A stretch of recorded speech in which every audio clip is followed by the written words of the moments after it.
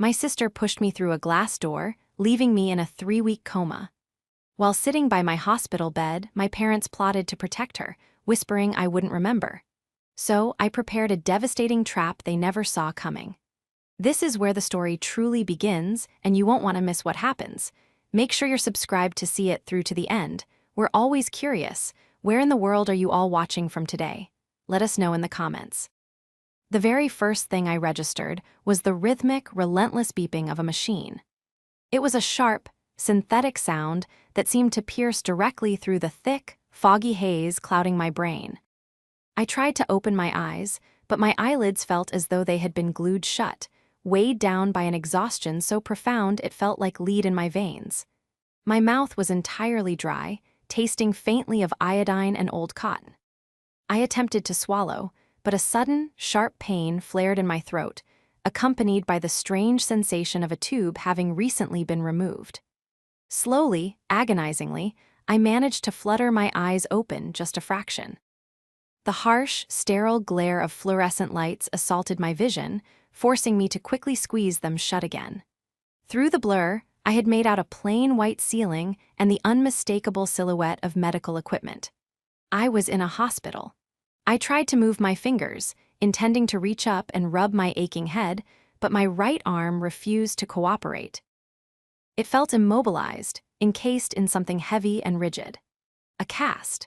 A dull, throbbing agony radiated from my shoulder all the way down to my ribs, and every shallow breath I took felt like a desperate negotiation with my own body. As I lay there, trapped in the terrifying purgatory between sleep and full consciousness, I began to hear the hushed, frantic whispers filtering into the room. "You need to keep your voice down, Anthony," a woman muttered, her tone tight with anxiety. I instantly recognized that voice. It was Helen, my mother, but she didn't sound like a mother sitting vigil for a critically injured child. She sounded like someone trying to manage a PR crisis. "I am keeping my voice down," a man snapped back. "Anthony, my father. But we have to get our story absolutely straight before she wakes up. The doctors said the brain swelling has gone down. It could be today, Helen. It could be any minute." I know," Helen whispered, her pacing footsteps echoing faintly on the linoleum floor. "But Layla is falling apart. She hasn't slept in days. You know how delicate her nerves are. If the police come back and ask her more questions, she's going to break down completely." I lay perfectly still, my heart rate beginning to spike, though I prayed the monitor wouldn't betray me. Layla. The name echoed in my mind, triggering a sudden, violent flash of memory. A screaming match in my living room. Layla's face, contorted in an ugly, unrecognizable mask of pure rage. Her hands violently shoving my chest. The terrifying sensation of falling backward, weightless for a split second, followed by the deafening, explosive sound of the patio door shattering around me. The searing pain, and then absolute darkness. "Layla is not going to jail," Anthony said, his voice dropping an octave, taking on a cold, hardened edge that I had rarely heard. "She's just a kid. She didn't mean to do it. It was an accident. We just have to make sure Claire sees it that way." "But what if she remembers?" Helen asked, her voice trembling. "What if Claire remembers that Layla pushed her? We saw the security camera angle from the neighbor's yard, Anthony. If the police get a warrant for that footage..." "The police don't have a reason to look at the neighbor's cameras because we are telling them it was a tragic accident," Anthony interrupted sharply. "Claire tripped. She was wearing those ridiculous heels she always wears, she lost her balance, and she fell backward into the glass. Layla tried to grab her arm to save her, but she missed. That is what happened. Do you understand me?" A heavy silence fell over the room. I could hear the rustle of clothing as Helen likely nodded in agreement. "The doctors said severe concussions usually result in memory loss regarding the traumatic event anyway," Anthony continued, his tone softening into a chillingly practical cadence. "She won't remember the argument. She won't remember the push. We will be right here, holding her hand, and we will gently tell her what happened. She'll believe us. She always trusts us." "And if she doesn't?" Helen pushed. "She will," Anthony said firmly. "Because if she doesn't, we will remind her that destroying her sister's life over an accident will tear this family apart forever. Claire is the responsible one. She'll take the high road. She always does. A single, hot tear leaked from the corner of my closed eye, tracing a slow path down my temple and soaking into the sterile pillowcase. I couldn't move. I couldn't speak. I could only lie there, trapped in my broken body, listening as the two people who were supposed to protect me meticulously plotted to cover up the fact that my own sister had nearly killed me. They were standing mere feet away from my broken body, and all they cared about was keeping Layla's precious life intact. The physical pain radiating through my bones was agonizing, but it paled in comparison to the shattering realization of my own worthlessness in their eyes. The betrayal was worse than the diagnosis itself. It took another full day before I mustered the strength and the tactical resolve to fully wake up. When I finally opened my eyes and let out a dry, intentional groan, the room erupted into a flurry of carefully choreographed activity. Helen gasped dramatically, rushing to my bedside, while Anthony hurriedly pressed the nurse call button. "Oh, Claire. Oh, my sweet, sweet girl," Helen cried, leaning over me. Her expensive perfume, a cloying floral scent I had bought for her last Christmas, overwhelmed my senses. She grabbed my uninjured left hand, squeezing it so tightly it ached. "You're awake. We were so terrified. We've been sitting here praying every single day." I blinked slowly, looking at her perfectly applied makeup and her freshly styled hair. She didn't look like a woman who had spent 3 weeks agonizing in a hospital chair. She looked like she had just come from a luncheon. "Mom," I rasped, forcing my voice to sound as weak and confused as possible. It wasn't entirely an act, my throat was still raw and my head pounded incessantly. "What? What happened? Where am I?" Anthony stepped up to the opposite side of the bed, placing a heavy, warm hand on my shoulder. His face was set in a mask of grave, paternal concern. "You're in the hospital, honey. You've been in a coma for 3 weeks." "A coma?" I whispered, letting my eyes widen in feigned shock. "Why? How?" Helen exchanged a fleeting, loaded glance with Anthony before turning back to me, her eyes welling with crocodile tears. "Oh, darling, it was terrible. Simply terrible. You had a horrific accident at the house." "An accident?" I repeated softly, playing the part of the bewildered patient perfectly. "You tripped, sweetheart," Anthony said, his voice smooth and steady, delivering the lie with practiced ease. "You were walking near the back patio and you lost your footing. You always were a bit clumsy. You fell backward, right through the glass door." "Layla was there," Helen chimed in quickly, stroking my hair with trembling fingers. "She saw the whole thing. She tried to catch you, Claire, she really did. She reached out to grab your arm, but she was too late. The poor thing is absolutely traumatized. She blames herself for not being fast enough to save you." It took every ounce of self-control I possessed, every shred of discipline I had cultivated in my years as a financial auditor, not to scream at them. I wanted to rip my hand away from Helen's grasp. I wanted to spit in Anthony's face. I wanted to tell them exactly what I remembered. Layla's screaming face, her hands violently shoving me, the sheer malice in her eyes. Instead, I took a shallow, painful breath and let a look of vague confusion wash over my features. I don't remember," I lied, my voice shaking perfectly. "I don't remember any of that. It's all just blank." Visible relief washed over both of their faces. It was instantaneous and sickening. Anthony's shoulders dropped, and Helen let out a long, shaky exhale, masked as a sigh of sympathy. "That's perfectly normal," the doctor said, Anthony reassured me, patting my shoulder again. "The brain protects itself from trauma. Don't force it, honey. Just rest. Focus on healing." Later that afternoon, the golden child herself graced me with her presence. Layla walked into the hospital room looking like she had just stepped off a fashion shoot. She wore a pristine white designer tracksuit, her hair cascading in perfect, effortless waves down her back. She held an iced coffee in one hand and her oversized smartphone in the other. She stopped at the foot of my bed, looking down at me with an expression that bordered on mild inconvenience rather than concern for a sibling who had nearly died. She took a sip of her coffee, her eyes scanning the bruised, swollen state of my face and the heavy cast on my arm. "Hey," Layla said casually, as if I had merely caught a slight cold. Mom said you were finally awake. You look like you got hit by a truck. Glass door, actually, I replied softly, watching her reaction intently. Layla didn't even flinch. She just rolled her eyes playfully. Right, the door. You always were so clumsy, Claire. Honestly, you scared the life out of Mom and Dad. You need to be more careful. She walked over to the small mirror above the sink in the corner of the room, turning her back to me to inspect her lip gloss. She didn't ask how my pain was. She didn't ask what the doctors had said. She just sighed loudly. Anyway, the coffee downstairs is literal garbage.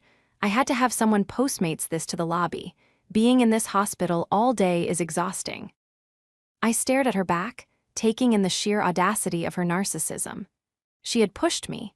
She had nearly ended my life over a petty dispute, and now she was standing in my recovery room complaining about the quality of the local coffee. Helen and Anthony had shielded her from the consequences of her actions her entire life, creating a monster who genuinely believed she was untouchable. They thought they had won. They thought the truth was buried deep in my injured brain, lost forever to the trauma of the impact. They thought they could spin this narrative, protect Layla, and continue using me as the family's endless source of financial and emotional support. But they had forgotten one crucial thing. When the argument had escalated that day, when Layla had started screaming and throwing things before she ever laid a hand on me, my instincts had kicked in. I hadn't just been standing there passively. I had reached into the pocket of my cardigan, pressed the side button on my smartwatch, and activated the voice memo app. That watch, completely intact and still synced to my phone, was currently sitting in the plastic patient belongings bag securely tucked away in the closet of this very room. To understand how my family arrived at a point where covering up an attempted murder seemed like a logical step, you have to understand the dynamic we had operated under for the last 15 years. I was the eldest, the workhorse, the reliable one. When Anthony's lucrative car dealership business went bankrupt due to his own catastrophic mismanagement when I was 19, I was the one who took a second job to help pay their mortgage while I was going through college. I graduated with honors, became a highly paid financial auditor, and immediately stepped into the role of the family safety net. I paid for Helen's country club memberships because she needed to maintain appearances for her mental health. I bylaid Anthony out of 3 separate, disastrous investment opportunities. And then there was Layla. Layla was the beautiful one, the charismatic one, the one who was destined for greatness according to our parents, even if that greatness never quite materialized into an actual career. Layla wanted to be an actress, so I paid for her moving expenses to Lowe's Angels. When she quit after 6 months because the auditions were too stressful, I paid for her flight back. She wanted to open a boutique, I cost-signed the lease. When it failed a year later, I absorbed the debt. Currently, she was a 30-year-old lifestyle influencer who lived rent-free in a luxury apartment that I owned, spending her days unboxing PR packages and complaining about how hard her life was. The argument that led to my hospital stay had been about that very apartment.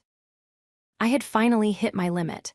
I was 33, exhausted, and looking to start a life of my own. I had gone to Layla's apartment to tell her I was selling the property and that she had 3 months to find a job and a new place to live. That was the spark that ignited her violent rage. Now, she sat on the edge of my hospital bed, swinging her perfectly manicured foot, acting as though nothing had changed. So, Layla began, putting her iced coffee down on my bedside tray table, dangerously close to my water jug. The doctor said you're going to be in here for at least another week, right? And then you'll need, months of physical therapy. That's what they said, I murmured, keeping my voice raspy. Right, Layla nodded slowly, her eyes tracing the line of my cast. Well, Mom and Dad were talking, and I was thinking too. Since you're going to be so out of it for a while, and you can't exactly type or work, it might be a good idea if we sort out some legal stuff. I narrowed my eyes slightly, feigning confusion. Legal stuff, what do you mean? Layla leaned in, her voice dripping with a sickly, sweet, patronizing tone that made my stomach churn. Just, a power of attorney, nothing major. Just so someone can handle your bills, manage your accounts, make sure your mortgage gets paid while you're recovering. It's the responsible thing to do, Claire. You don't want to ruin your perfect credit score just because you were clumsy and had a little fall. The sheer brazenness of her request was breathtaking. She hadn't just put me in the hospital. She was now actively trying to use my incapacitated state to seize control of my finances. The very finances she had relied on to fund her entire existence. Mom and Dad agree, Layla continued, entirely oblivious to the cold fury building behind my blank expression. Dad actually already had his lawyer draft up some paperwork. He's going to bring it by tomorrow. You just have to sign on the dotted line, and then you won't have to worry your little head about a thing. We'll take care of everything, Claire. We're family. That's what family does.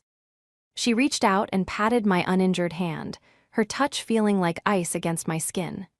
She smiled, a bright, empty, practiced smile that she used for her Instagram photos. Behind her polished exterior, her expensive clothes, and her flawless makeup, there was an absolute void of empathy. She was a parasite, and Helen and Anthony were the hosts willing to let her drain me dry to keep her satisfied. I'll think about it, I said quietly, looking away from her to stare out the window. Don't think too hard, you'll hurt your brain, Layla joked lightly, standing up and smoothing down her tracksuit. I gotta run. I have a brand deal call in 20 minutes. Get some rest, okay? Don't go falling out of bed. She turned and strutted out of the room without a backward glance. As the door clicked shut behind her, the facade I had been maintaining finally dropped. The exhaustion washed over me, but it was quickly eclipsed by a burning, resolute clarity. They wanted to manage my accounts. They wanted to take control of the assets I had broken my back to build. I looked toward the small closet in the corner of the room, where my personal belongings bag sat securely on the shelf. I knew exactly what I had to do, and I knew exactly how I was going to destroy them. The hospital ward grew agonizingly quiet after visiting hours ended. The relentless fluorescent lights in the hallway were dimmed, leaving my room bathed in the soft, rhythmic glow of the heart monitor. The night nurse came in, checked my vitals, adjusted my IV, and quietly slipped out, closing the door behind her. The moment the latch clicked into place, the facade of the helpless, confused victim vanished from my face. Every muscle in my body screamed in protest as I pushed the heavy blankets aside. My right arm was dead weight in its cast, and my ribs felt as though they were bound in barbed wire. Taking a deep, shuddering breath, I swung my legs over the edge of the mattress. The cold linoleum floor sent a shockwave up my spine the second my bare feet touched it. I gripped the heavy metal rail of the bed with my good hand, waiting for the room to stop spinning. Slowly, dragging the IV pole beside me, I shuffled toward the small, narrow closet in the corner of the room. It was only 10 feet away, but it felt like a marathon.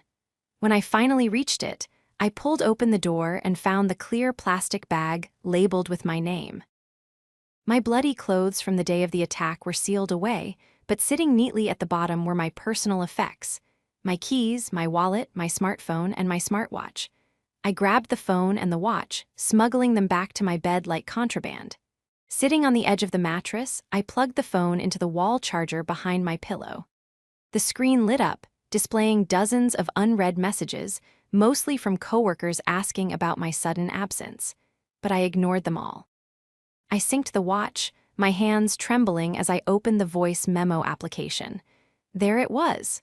An audio file dated 3 weeks ago, exactly the duration of my coma.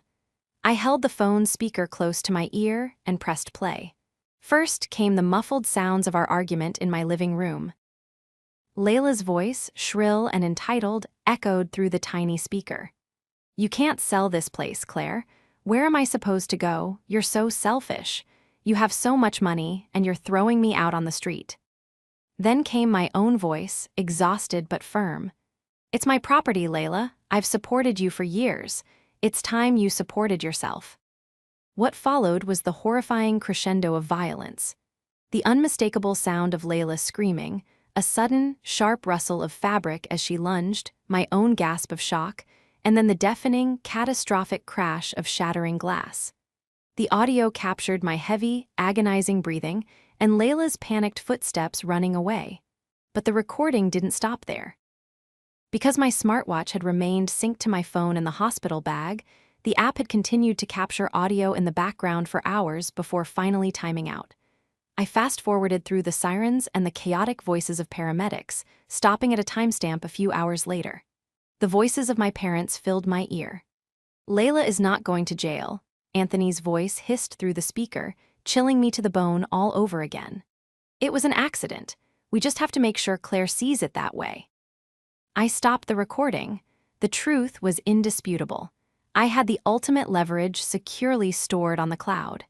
They had handed me the very weapon I needed to destroy their carefully constructed lies. But I wasn't just going to expose the push. I was a forensic accountant. I spent my days unraveling complex corporate fraud, tracking hidden assets, and finding the invisible threads of deception that criminals thought were buried. If my family was willing to cover up an attempted murder for money, I knew there had to be more rot beneath the floorboards.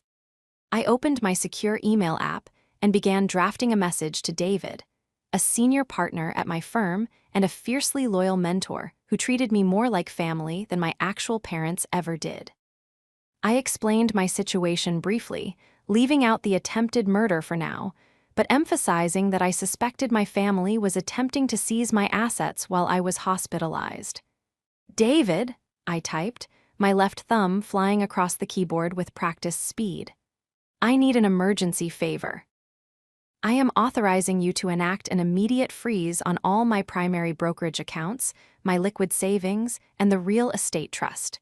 Do not let anything move. Secondly, I need you to run a shadow audit on Anthony's dealership accounts from the last 5 years and Layla's LLC. Pull my credit report immediately. I think they've been using my credentials. Follow the money. Tell no one." I hit send. The trap was set. The investigation had begun. I leaned back against the sterile hospital pillows, the physical pain in my ribs momentarily eclipsed by a cold, calculating determination. I was no longer a daughter or a sister. I was an auditor, and my family was the most corrupt entity I had ever investigated. The next morning, the door to my room swung open with a sickeningly cheerful flourish. Helen practically floated into the room, carrying an oversized bouquet of expensive lilies, followed closely by Anthony, who clutched a sleek, black leather briefcase. "Good morning, our beautiful girl." Helen sang out, arranging the flowers on the windowsill. She came over and kissed my forehead. Her lips felt like ice. "You are looking so much better today. There's real color in your cheeks." "Thanks, Mom," I rasped, making sure to sound suitably weak and pliable. Anthony approached the bed, pulling up a chair and sitting down with a heavy sigh that was meant to convey deep paternal weariness. He placed the briefcase on his lap and snapped the gold latches open. "How is the memory today, sweetheart?" Anthony asked gently, watching my eyes. "Any flashes? Any bits and pieces coming back?" "No," I lied smoothly, staring blankly at the ceiling. "The doctor said this morning that retrograde amnesia is common. I remember waking up here. That's it." Anthony and Helen exchanged another one of their secret, relieved glances. "Well, that's okay. Your brain is healing," Anthony said, his tone shifting into business mode. He pulled a thick stack of stapled papers from the briefcase and produced a heavy silver fountain pen from his breast pocket. "Now, Layla mentioned to you yesterday that we want to take some of the burden off your shoulders while you recover. I had my attorney draw up these documents. It's a standard power of attorney." He laid the paperwork on my lap table. I didn't reach for the pen. Instead, I carefully used my left hand to flip through the pages. I didn't need to read the fine print deeply. My eyes naturally gravitated to the critical clauses. It wasn't a standard, temporary medical power of attorney. It was a durable general power of attorney. If I signed that document, Anthony would have absolute, unchecked authority over every single asset I owned. He could sell my properties, drain my investment portfolios, take out lines of credit in my name, and completely liquidate the wealth I had spent a decade building. It was a financial death warrant. "Dad," I said slowly, keeping my voice soft, almost confused. "This says durable. This gives you control over the real estate trust. It gives you the power to sell the apartment Layla lives in. Anthony's smile tightened just a fraction, a micro-expression of annoyance that I dared to question him. It's just standard legal boilerplate, Claire. The lawyers put all of that in there to cover every base. It just means if there's an emergency with the mortgage, I can handle it so you don't default. You know how complicated real estate is. I do know how complicated it is, I replied, looking directly into his eyes. That's why I've already handled it. The room went completely still. Helen stopped arranging the lilies. Anthony's hand, which had been holding out the silver pen, froze in midair. Handled it. Anthony repeated, his voice dropping its gentle tone. What do you mean, handled it? When I woke up and realized how badly I was injured, I knew I couldn't manage my portfolios, I explained innocently. So, I used my phone to contact my firm. I had them enact an emergency freeze on all my accounts. The savings, the checking, the brokerage, the real estate trust. Everything is locked down in a temporary trust managed by my senior partner until I am medically cleared to resume my duties. Anthony's face drained of color. The transformation was instantaneous and terrifying. The supportive father vanished, replaced by a desperate, cornered man. You froze the accounts. Anthony demanded, his volume rising, without talking to me, without consulting your family. I thought I was doing the responsible thing, I said, widening my eyes defensively. I didn't want you and Mom to have to worry about my complex finances on top of my medical care. It's totally secure. Nothing can go in, and more importantly, nothing can go out. Undo it, Anthony ordered, standing up from the chair so fast it scraped loudly against the floor. Undo it right now, Claire. You are not in your right mind. You have a brain injury. You can't make financial decisions like this. Anthony, calm down, you're scaring her, Helen intervened weakly, though her eyes were darting nervously around the room. I can't undo it, Dad, I said calmly, relishing the sheer panic radiating from him. It's a security protocol. It requires a notarized signature in person and medical clearance. It might take months. You selfish, ungrateful girl. Anthony suddenly hissed, leaning over the bed, his face inches from mine. The mask had completely shattered. Do you have any idea what you've done? We have obligations, we have bills. My bills are on auto-pay, Dad, I replied, holding his furious gaze without blinking. Whose obligations are you worried about? He didn't have an answer. He snatched the unsigned power of attorney off my tray table, shoved it into his briefcase, and stormed out of the hospital room without another word. Helen shot me a look of pure venom before scurrying out after him. They had come to quietly steal my life, and I had just locked the vault right in front of their faces. Over the next 4 days, the hospital room became a battleground of tense silence and frantic behind-the-scenes maneuvering. My physical therapy began, a grueling, tear-inducing process of learning how to move my battered body again. But the physical pain was secondary to the digital war I was waging from my bed. David, my senior partner, was a bloodhound. He didn't just look at the surface. He dug deep into the financial bedrock of my family's affairs, and what he sent me in a secure, encrypted file was staggering. The documents proved a history of deception so vast it made my stomach churn. Anthony hadn't just been mismanaging his own money, he had been actively stealing mine. David uncovered a shadow line of credit, opened in my name using my social security number, which Anthony had been using to secretly funnel thousands of dollars into Layla's failing influencer business.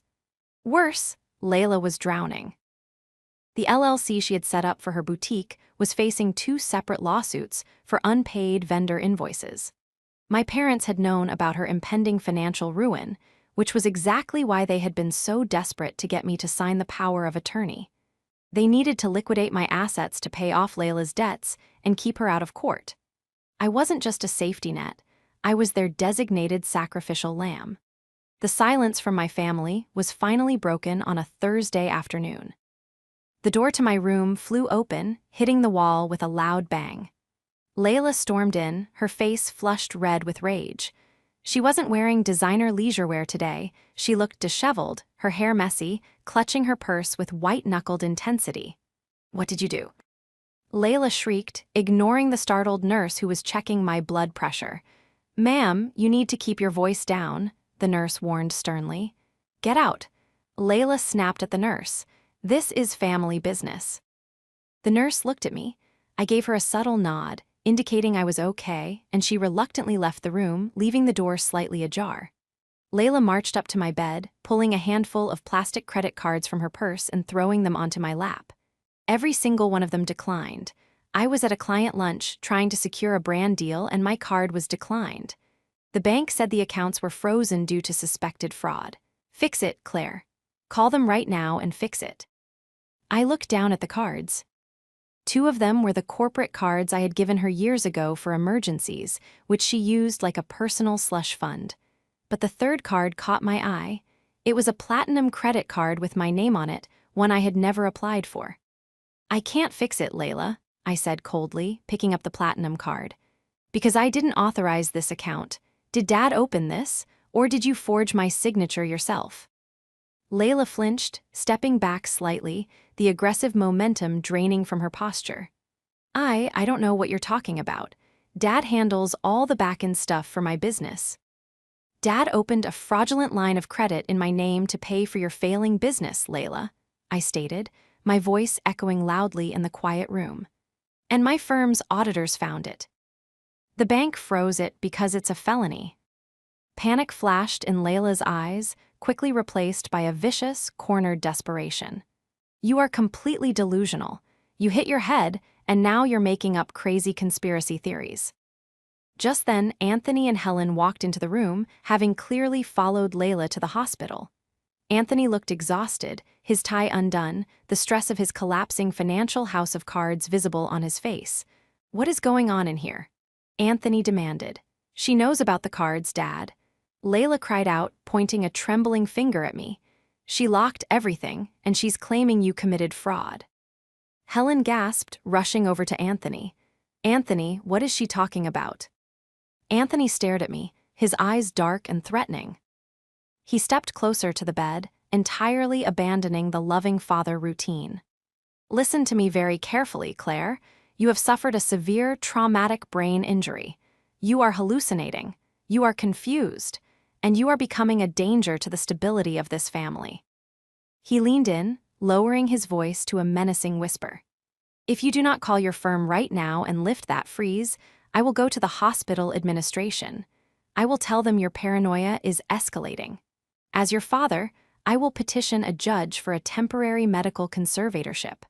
I will have you declared legally incompetent, and I will take control of those accounts whether you like it or not." It was a bold, terrifying threat. They were willing to lock me away in a legal cage of incompetence just to access my bank accounts. They still believed they held all the cards. They still believed I didn't remember the push. They thought my rebellion was purely financial. I looked at Anthony, then at Helen, who was nodding in agreement with his threat, and finally at Layla, who was smirking triumphantly, believing her father had just solved her problems. "A conservatorship," I repeated slowly, letting the word hang in the air. I let a small, defeated sigh escape my lips, playing my part to perfection. Okay, Dad, you win, just give me a few days. The doctors are discharging me this weekend. We'll have a family dinner at my house to celebrate my recovery, and we can sort out all the paperwork then. Just please don't declare me incompetent." Anthony straightened up, a look of profound satisfaction washing over his face. He adjusted his collar, his confidence fully restored. "That's my sensible girl. I knew you would see reason once the confusion cleared. We'll have a wonderful dinner, Claire. We'll get everything back to normal." "Yes," I whispered softly, staring past them at the blank wall, the heavy weight of the audio recording and the financial dossier burning a hole in my digital pocket. "Everything is going to change." The recovery dinner was held the following Sunday at my house, a spacious suburban home I had bought entirely with my own money. It was a bizarre, surreal affair. Helen had ordered expensive catering, using one of the few credit cards Anthony still had working, and decorated the dining room as if we were celebrating a major holiday. The table was set with fine china and crystal. I sat at the head of the table, my right arm still heavily casted and resting on a sling, a large bruise fading to yellow on my cheek. Anthony sat at the opposite end, presiding over the table with the smug satisfaction of a man who believed he had successfully navigated a major crisis. Helen fluttered around, pouring wine, while Layla sat to my left, texting furiously on her phone, occasionally looking up to offer a fake, glittering smile. Even my extended family was there. Aunt Susan and Uncle Robert, my father's wealthy siblings, whom Anthony constantly tried to impress. They had been invited to witness my miraculous recovery, but I knew the real reason they were there. Anthony wanted an audience. He wanted witnesses to prove I was mentally stable and willingly signing over control of my life, forestalling any future questions about where my money went. The air in the room was thick with tension and the smell of expensive roast beef. As Helen cleared the main course plates, Anthony tapped his knife against his wine glass. The room fell silent. "I'd like to propose a toast," Anthony began, standing up slowly, projecting his voice for maximum effect. He raised his glass toward me, his face a perfect mask of paternal pride. "To our Claire. It has been a terrifying month for this family. To see you lying in that hospital bed, unsure if you would ever wake up. It broke our hearts, but you are strong, Claire. You are a fighter, and we are so incredibly grateful to have you back home where you belong." "Hear, hear," Uncle Robert murmured, raising his glass. Anthony didn't sit down. He cleared his throat, pulling a thick manila envelope from the inside pocket of his blazer. He walked slowly around the table, holding the envelope like a peace offering. "As we all know, a trauma like this changes a person," Anthony continued, addressing the room but keeping his eyes fixed on me. "It makes you realize what's important. Family. Support. Claire has realized she needs a long period of rest and rehabilitation, free from the crushing stress of managing her complex portfolio. So, tonight, we are officially lifting that burden from her shoulders." He placed the envelope on the table in front of me, sliding it forward until it touched my plate. It was the durable power of attorney. A shiny new silver pen sat on top of it. "Just sign right there at the bottom, sweetheart," Anthony said softly, his voice echoing in the sudden silence of the dining room. "And we can put all this ugliness behind us." Layla leaned over, tapping the paper with her long, manicured fingernail. "Come on, Claire. Just sign it so we can have dessert." I looked down at the document. Then I looked up, making eye contact with Aunt Susan, then Uncle Robert, and finally Anthony. "I'm sorry, Dad," I said, my voice steady, carrying clearly across the table. "But I won't be signing that." Anthony's fake smile vanished instantly. His face darkened. "Claire, we discussed this at the hospital. Do not make a scene in front of your aunt and uncle." "You threatened to have me committed if I didn't sign it, Anthony," I corrected, using his first name, relishing the shock that registered on his face. "You threatened to declare me legally incompetent so you could steal my assets to cover up your massive financial fraud." Aunt Susan gasped loudly, dropping her fork onto her plate with a sharp clatter. "Anthony, what on earth is she talking about?" "She's confused," Helen cried out shrilly, rushing forward to grab the document. "Claire, please, your head injury." "My head is perfectly fine, Helen," I interrupted, raising my good hand to stop her. "I remember everything, every single detail." I reached into the pocket of my cardigan with my left hand and pulled out my phone. I didn't need to look at the screen. The audio file was already queued up. I placed the phone in the center of the dining table and pressed play, cranking the volume to maximum. The room was instantly filled with the chaotic, screaming sounds of the argument from 3 weeks ago. Layla's shrieking voice echoed off the walls. Then, the sickening thud of the push, my gasp, and the explosive shattering of the glass door. Everyone at the table froze in absolute horror. Layla let out a sharp squeak, her hands flying to her mouth, her eyes wide with terror. But I wasn't finished. I let the recording play through the silence, right into the hospital room. "Layla is not going to jail," Anthony's voice crackled from the speaker, sounding cold and calculating in the silent dining room. "It was an accident. We just have to make sure Claire sees it that way." "And if she doesn't?" Helen's voice asked on the recording. She will, because if she doesn't, we will remind her that destroying her sister's life over an accident will tear this family apart forever. I stopped the recording. The silence that followed was deafening, thick with shock and betrayal. "You pushed her," Aunt Susan whispered, staring at Layla with undisguised disgust. "You nearly killed your own sister, and you tried to cover it up." "It was an accident," Layla screamed, standing up so fast her chair tipped over backward. "I didn't mean to, she was provoking me." "And what about the fraud, Anthony?" Uncle Robert demanded, his voice shaking with anger as he stood up, towering over my father. "Did she provoke you into stealing from her too?" I reached beneath my chair and pulled up a thick binder David had couriered to me that morning. I slammed it onto the table. "This is a complete forensic audit of Anthony's dealership and Layla's LLC. It details over $200,000 in fraudulent loans taken out in my name, signed with forged signatures, to fund Layla's lifestyle." Anthony stumbled backward, his face completely pale, the reality of his total destruction finally settling over him. Claire, please." "I've already sent a copy to my lawyers, Dad," I said coldly, standing up from the table. "And to the police department." Right on cue, as if my words had summoned them, the sharp chime of the doorbell echoed through the house, followed immediately by heavy, authoritative knocking. "Police, open the door." A deep voice shouted from the entryway. Helen burst into hysterical tears, sinking to the floor.